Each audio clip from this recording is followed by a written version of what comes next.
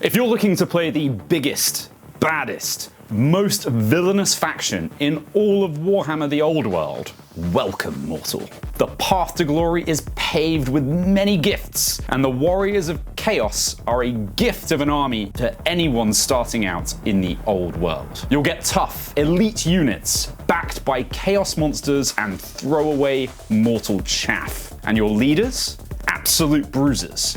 Hardy, punchy, and terrifying on the tabletop. And in this guide, I'll walk you through what each unit does, where to get the models, and I'll recommend a 1,000 point starter list to help you get stuck in, with budget in mind, of course. But before we dive in, who are the Warriors of Chaos? The Warriors of Chaos are corrupted humans from the northern Chaos Wastes. They all worship one of the 4 Chaos gods: Khorne, Nurgle, Tzeentch, and Slaanesh. And to the gods, the mortal followers are far more valuable than the demons they spew forth, as it's the mortal belief that gives them power. Their most treasured servants are the Champions of Chaos, blessed with gifts ranging from magical weapons and armor to horns, talons, and tentacles. These champions fight for the ultimate reward: immortality as a demon prince. On the tabletop, you'll lead your warband across the old world, raiding settlements and building shrines in the name of chaos. They're an elite army, easy to pick up, but hard to master. You'll often be outnumbered, relying on small numbers of heavily armed and armored warriors and knights, supported by monstrous beasts and tribal barbarians who distract and screen out your bigger threats. But before we get to the units, let's look at the faction-specific rules that shape how the Warriors of Chaos play. And as always, this is based on the Ravening Hordes book, and I'm not fussed about what's best, just what's fun. So for universal rules here, there aren't actually that many that are army-wide. It's actually mostly Chaos special rules, of which there are 5 main ones. So some of your units wear Chaos armor. This is Baroque armor imbued with power from the gods, infusing the wearer with a ward save. And a wizard can also wear this type of armor, as it only really imbues a ward save. Ensorcelled weapons give hand weapons wielded by the unit magical attacks and an AP value of -1. And certain Chaos champions have access to roll on the Gaze of the Gods table. This allows you to ask for a favor from the gods, who, on a particular roll, may give you the glory you seek. Rewards include being given permanent and stackable increases to your strength and leadership, increased initiative for a turn, or you can be damned by chaos, given visions that blind the character and make them stupid for the remainder of the game. Finally, you have your Marks of Chaos, which are available to most of the human models as well as the Chaos Ogres. Models with a mark gain special abilities, but there are a few restrictions on how you can use the marks. Each model can only have 1 Mark of Chaos, and all models in the unit must have the same mark. Any character that has a specific Mark of Chaos, so not a Chaos Undivided mark, can only join a unit with the same mark, the Mark of Chaos Undivided, or with no mark. Any character with the Mark of Chaos Undivided can join any unit as normal. If you want to give a unit one of the specific marks, each unit will need to pay a points cost per model, and this is different for each unit. But what does each mark do? Well, all models that can take a mark start with a Mark of Chaos Undivided. This allows you to reroll any fear, panic, or terror tests, which is actually just great as a standard. The Mark of Khorne gives a unit Frenzy. The Mark of Nurgle makes any attacking unit reroll natural hit rolls of 6 in the combat phase against the unit with the Mark of Nurgle. The Mark of Slaanesh gives that unit +1 initiative in the first round of combat and allows the unit to automatically pass any panic tests. Finally, the Mark of Tzeentch gives the unit bearing it magical attacks and magic resistance 1. And if a wizard bears the Mark of Tzeentch, and has joined a unit with a unit strength of 10 or more, they can add +1 to any casting roll they make. So that's the special rules. For your magic, your wizards can access the Law of Chaos, and there are 4 signature spells that you can access. The Winds of Chaos is a hex available to wizards bearing the Mark of Chaos Undivided. This requires a minimum of 7 to cast, and a target enemy unit within 21 inches reduces their movement by 1 inch. But if you roll a 9 instead of a 7, that becomes a -2 instead. Slaanesh wizards can cast the hex Acquiescence on a 6+, giving an opposing unit within 12 inches strikes last. Flesh Abundance is a remains in play enchantment for Nurgle wizards that can cast it on themselves and a unit that they have joined on a 7 to gain +1 toughness. The Wizards of Tzeentch can cast the powerful Blue Fire Magic Missile on a 9, dealing D6 +3 Strength 4 AP -2 attacks. Right, onto the magic items and weapons before we crack on with the units. The Demon Sword is a magical, striking first sword that gives both D3 strength and D3 extra attacks at AP -2. However, the demon inside the sword will try and escape every time you make an attack, so making a hit roll of 1 will actually do damage to the wearer or the actual unit it's a part of instead. The Chaos Rune Sword is a magical attack sword providing +1 strength and AP -1 and gains +1 weapon skill and initiative. The Filth Mace is a magical strength +1 AP -1 rusting oozing mace that causes the opponent to make a toughness test if they suffer a wound from the mace. They will then be at -1 toughness for the rest of the turn. The Spell Thieving Sword is an AP -1 magic sword that, if an opposing wizard takes a wound from, will lose access to 1 random spell for the remainder of the game. A typical amount of armor, standards, and other items. The Armor of the Damned is a suit of full plate that forces enemy models to reroll any successful hit rolls against it. The Crimson Armor of Dargon is a suit of heavy armor, only available to infantry and cavalry units, and negates multiple wound damage, reducing it to just 1 damage. The Crown of Everlasting Conquest is a talisman that gives the wearer regen 5, and the Brazen Collar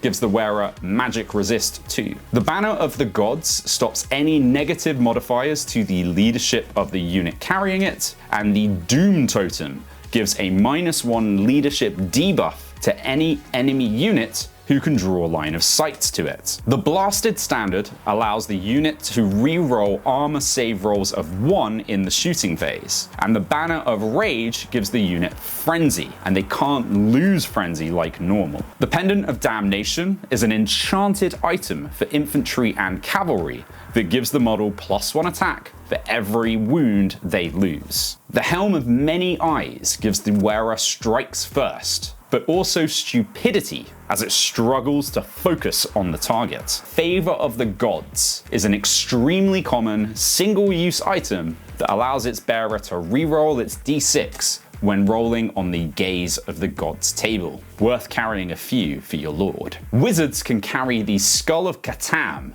giving them and any wizard within 3 inches, including their opponents, a +1 to their casting roll. They can also take an Infernal Puppet, which, whilst they're within 24 inches of an enemy wizard, forces that wizard to roll an extra D6 and discard the highest dice when casting. It won't work if they're in combat or fleeing, however. They can also take a Spell Familiar to know 1 more spell than normal. Finally, some characters can take a Gift of Chaos. There are a lot of them, and they largely apply lots of powerful combat bonuses and are really worth taking a look at. Right, with that, let's take a look at the army list. The Warriors of Chaos being a rather elite force, there's not a huge range like, say, the Orcs or the Empire. However, each is quite powerful and hardy. But for your models, you do actually have a huge range of fantasy chaos minis to choose from.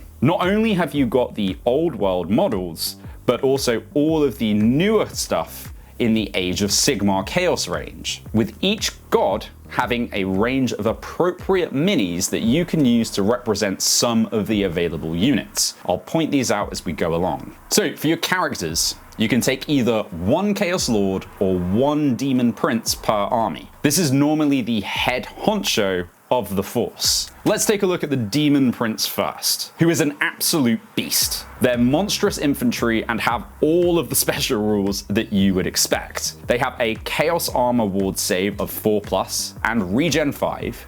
They're toughness 5 and can take wings and fly. This thing is just a big old combat beat stick that you can turn into a wizard if they don't take the Mark of Khorne, knowing spells from the battle magic, demonology, or dark magic spell laws. They only come with a base hand weapon though, so you'll probably want to equip one of these special weapons from either the Chaos list or some of the common magic items. Now this is a newer kit available currently under the Slaves to Darkness range. It's absolutely beautiful and I've built once as well. The Chaos Lord shares a similar profile to the Exalted and Aspiring Champion units, with the Chaos Lord having the best stat line available and can spend more on magic items. And the Exalted Champion is limited to 1 per 1,000 points, with the Aspiring Champions being capped only by your character limitation, and either the Exalted or Aspiring Champion can become a battle standard bearer for 25 points. They all have a 5+ ward with their Chaos Armor and carry ensorcelled weapons as base. Now they have a number of different mounts to ride. Chaos Steeds are heavy cavalry horses that give you first charge. Demonic mounts cover a huge range of different models that you can use, as they have a minimum and maximum base size.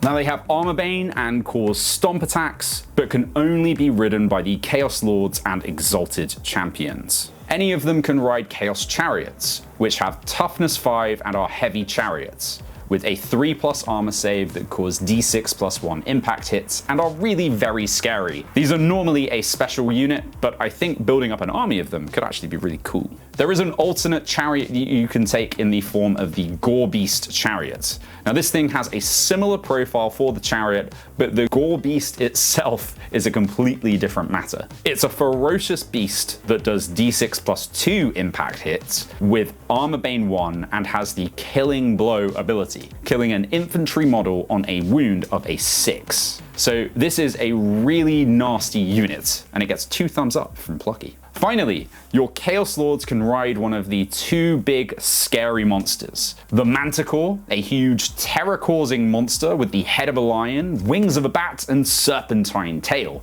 that the Dark Elves consider to be an incarnation of Cain. It's a willful beast, so the rider has to take leadership tests to have it maintain control, or it gains the Frenzy rule. It can upgrade to take a Venomous Tail, which deals poisoned attacks and has the Strike First rule. The last of the mounts available is the terrifying Chaos Dragon, a twin-headed beast that has a powerful flaming attack, gives its rider an extra 6 wounds, and is just an incredibly horrific combat powerhouse. You generally want to soup up your Chaos Lord to ride around on this and just cause carnage. They're insane on the tabletop and are really tough to bring down. At time of recording, these things are currently the big bad of the competitive scene, and you can see why. With a Chaos Lord on top, they'll be at 10 wounds with toughness 6, with all those attacks, and those stats can just increase as the game goes on as you roll on the Gaze of the Gods table. It's just a really, really nasty unit, so you want to be wary if you're running one of these in friendly games, as they might upset your friends. Right, there are probably as many Chaos Lord models available as there are Primaris Lieutenants, so I'm not going to go through all of them, but any of the god-aligned mounts with characters can work as Chaos Champions of any flavor on demonic mounts, as well as any of the Chaos Champion foot models floating around. The chariots are available as a set of 2, which you can optionally build Gore Beasts with, but you'll need to kit bash yourself a champion to ride on top of it. You can just use a fancy head on one of the models and add some extra spikes, and that should really cover it. The same can be said of Chaos Steeds, as there isn't a normal champion on Steed model available, so you'll need to kit bash one together. Now for the Manticore, there is a straight plastic kit available, but for the Dragon you will need to get a bit creative. There is of course the metal Galrash model that you could use, but there are also plenty of plastic dragon models available with which to kit bash one.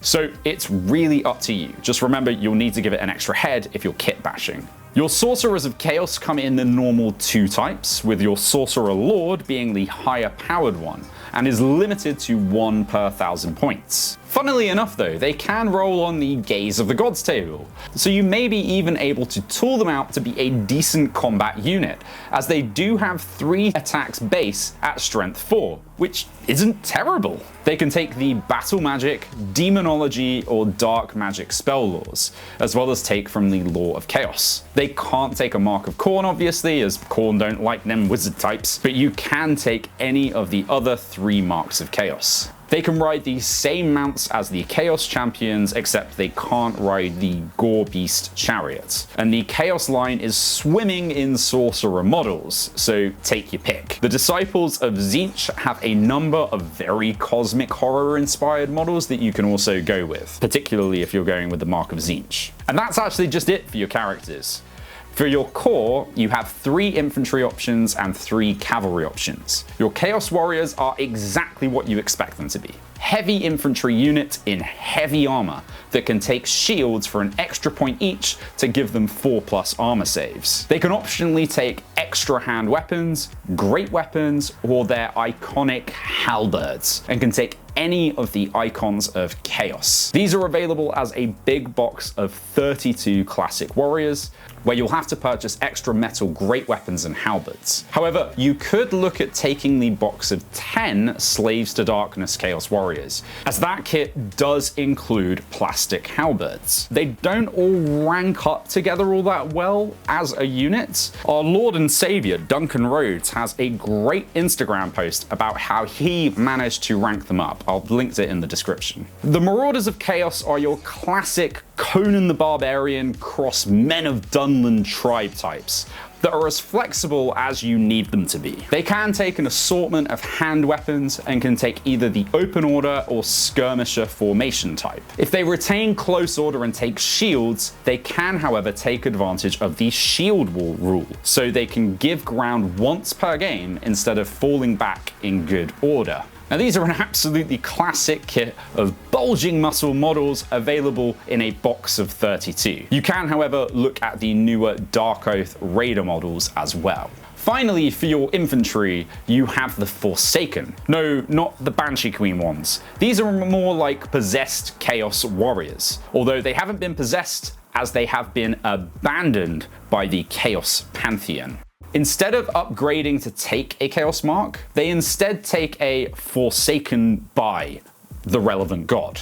So the Forsaken by Khorne grants Hatred all enemies, Nurgle gives the unit the Fear rule, Slaanesh gives the unit Swift Stride, and Tzeentch makes them Magic Resist 3. Whenever they roll an attack, each model rolls a d3 number of attacks. So a unit of 10 could do between 10 and 30 attacks. And they roll a random mutation at the beginning of every combat phase, determining if they do poisoned attacks, AP-2 attacks, or gain the Killing Blow rule. Alongside this craziness, they have a 5+ ward in their Chaos armor, have ensorcelled weapons, have Furious Charge, are impetuous, and are also immune to psychology. These things are absolutely mad, and they aren't limited either, so you can just build up an entire army of these things. They don't have any official models, so you will need to get creative with your Chaos Warriors and your Bits box, or some green stuff to make some tentacles with. They're pretty easy to make, and I've linked an old video by Big Mech's Workshop that's actually pretty great at teaching you how to make them. Right, that's the core infantry, but you do have access to 3 cavalry options in your core. Chaos Knights are warriors on steeds that have barding, so they have a 3+ armor save with their shields. They can't take great weapons or halberds, but they can take lances and have all of the appropriate cavalry stuff. These are a box of 10 classic kits, who I'd actually recommend grabbing for this particular role. I'd save the Slaves to Darkness models for Chosen Knights, who I'll get to shortly. Marauder horsemen are similar to their on-foot variants, and have access to some of the only shooting warriors can have, albeit at very short range with throwing spears, throwing axes, and javelins. And considering they can fire and flee, it's not really a terrible option for them. I think these would actually be really great as skirmishers with their javelins. This is another classic kit that I think holds up pretty well with modern painting. But the Dark Oath once again have newer variants. And finally, for your cavalry options, you can unleash Chaos Warhounds, a fast unit that can be upgraded to have poisoned attacks, an armored hide, and for 5 points each, make a Vanguard move, allowing them to move before the game starts. They can be accompanied by a Warhound Handler, who can be used to substitute for their leadership. These are a classic unit available as a box of 20, although the handler isn't included, and you'll need to kit bash one as they don't have their own model. Onto your special units. Your chosen Chaos Warriors and chosen Chaos Knights are souped up elite versions of your regular warriors and knights. They come with an extra attack each, can take full plate armor, become drilled, and are stubborn, and both have a 6+ ward with their chaos armor. The knight version also has extra special cavalry rules to show that they're veteran horse riders, so they have the first charge and counter charge rules as well. Now, if I have one complaint about the chosen knights and warriors, it's that I feel that they should have an extra wound, just to give them that extra staying power. For the foot chosen, you can use their lovely old metal versions, or go straight for the newer plastic variants from Age of Sigmar. Although you could go to use some of the god-specific units showing off their gifts from Chaos. For your remaining units, your Chaos Ogres, Dragon Ogres, and Chaos Trolls I've covered in the Beastmen video. Now, the Chaos Chariots I covered earlier, which leaves just the Chaos Spawn and the Chimera. Now, the Chaos Spawn I sort of wrote off in the Beastmen vid. I think these are actually a pretty interesting unit. They move randomly, but are toughness 5 and deal d6 random attacks, and can be a spawn of a particular god, giving them killing blow, poisoned attacks, strike first, or flaming magical attacks. You can take up to 4 of them in a group, they're toughness 5 and have the unbreakable keyword. They're mad. Stick them in front of a scary unit for a couple of turns to lock them up, and they just won't budge. They're great. They come in as a plastic pair of 2. Chimera are big, terror-causing 3-headed monsters that deal d6 attacks that fly. You can give them more upgrades to make them even scarier, and it's just another classic plastic kit. Rounding out the list with the rare options. The Hell Cannon is a war machine that's not actually a war machine. It's part demon, part machine, created and handled by Chaos Dwarfs. Now, it shoots like a stone thrower, but instead of rolling on the regular misfire table, it rolls on the Hell Cannon misfire table that will, in the best case, eat one of its handlers, and in the worst case, it'll kill half of your back line. I actually think it would be a miscalculation to think of this as a backline shooter. You want to move this up the board as quickly as possible and have it chuck stones along the way, eventually ramming it into an enemy either on purpose or through its self-destructing mechanics. The model is a resin kit. Now, the remaining rare choices are the aforementioned Gorbeast Chariots, and then the Dragon Ogre Shaggoths and Chaos Giants. And I'm going to pass you back to Older Grant in the Beastmen video to go and check them out. And that's the Warriors of Chaos, an absolutely hardy, tough, combat-focused army that I think is weirdly a good beginner army to pick up. You have a small number of models, just build up your big, strong units, and go and show your enemies the true power of the gods. Now, before I go through the starter force, if you've liked this video, please do me a favor and do all of the YouTube stuff. It really helps the channel out. I've put together a 1,000 point starter force using the core Chaos Warriors battalion plus an additional Exalted Sorcerer model. Building a 1,000 point force out of these kits should enable you to get a feel for how the army works before you add in new components. You've got a big block of Chaos Warriors. They're going to take your Exalted Sorcerer, who's going to upgrade themselves with the Mark of Tzeentch, giving them access to the blue fire spell from the Law of Chaos. Your general should be an aspiring champion, and you're going to put them in the chariot with a gore beast pulling the chariots. You can use one of the models inside and swap out a fancy helmet, or maybe get a different model and stick them on the chariot instead. Upgrade the aspiring champion with the Mark of Khorne to give them the Frenzy bonus. This will give them 1 additional attack, but be careful because they will need to make a charge if eligible. Then build up the rest of the box as 10 knights with a full command and the remaining chariot as a regular chariot. Be careful, you will be outnumbered on the tabletop. You'll need to try and remove any high AP shooting from your opponent, otherwise your warriors and other units will be really vulnerable. So send your knights to deal with any handgunners or archers with high AP attacks. Then close the gap and use your high strength and toughness to deal with any enemy models. I've made this list available as a free download for the Old World Builder platform, so you can plug it straight in and play around with it yourself. There's a link for it in the description. A big thanks to my patrons for supporting me. You can join them for just £1 a month. And thanks very much to you for watching.